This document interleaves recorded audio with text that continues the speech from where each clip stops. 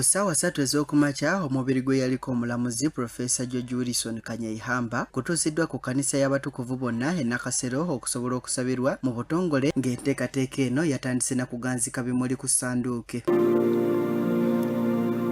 They will be followed by the border. Okusaba kuno kwakulembeddwamu Ssaabalabirizi w'ekkanisa ya Uganda Reverend Dr. Ssaabalabirizi Kazimba Mugalu era nga kwetabiddwamu abantu okuva mu gavumenti okwabadde amyuka omukubiriza Parliament Thomas Tayebwa, Minisita wa Kampala Hajjati Minsa Kabanda, akulira oludda oluvuganya gavumenti Joel Ssenyonyi awamu n'akiikiridde omukulembeze w'eggwanga era Minisita w'ebyempuliziganya Chris Balyomunsi awamu n'abalala.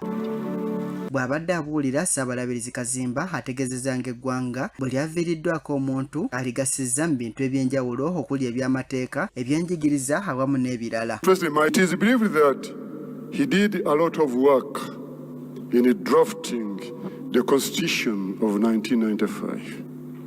And we want to thank the Lord. And he stood for justice, which is the rule of law. And we want to appreciate him for that. He was actually an academician. Alaze obwennyamivu olw'engeri abalamuzi abamu gye beeyisaamu etaleeta bwenkanya n'asaba abantu okwekwasanga Katonda yekka. Lawyers are good at intimidating. Even they can twist the wrong to be a good. Someone can go in court and you are the right, you are sure, but you can be defeated by these lawyers can say, tell me. What was the situation exactly? Kazimba era ategeezezza nga Uganda bw'ekyalina ekizibu eky'enguzi yadde nga amateeka agasobola okugimalawo weegali. We have many laws and so forth. Corruption is still ranked very high in our country. Corruption.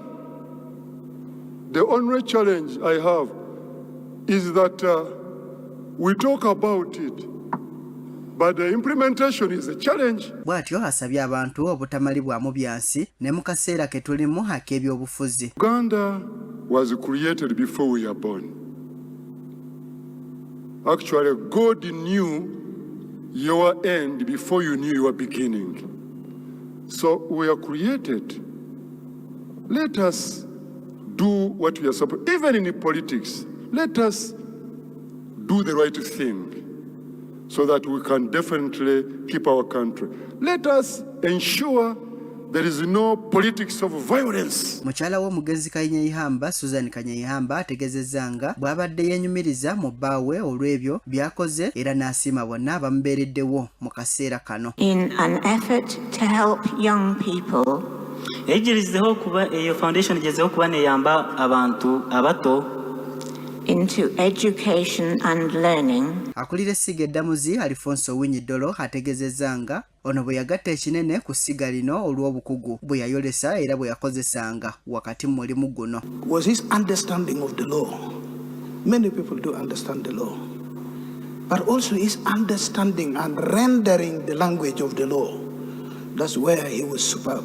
Mubaka bw'omukulembeze w'eggwanga bw'atisse minisita y'ebyamawulire n'okulungamya eggwanga Dr. Chris Balyomunsi asabye bannansi obutanakuwala bunakuwazi kwokka olw'okufa kwa Kanyeihamba wabula bajaganye olw'ebyo by'asobodde okukola awamu n'okubitwala mu maaso.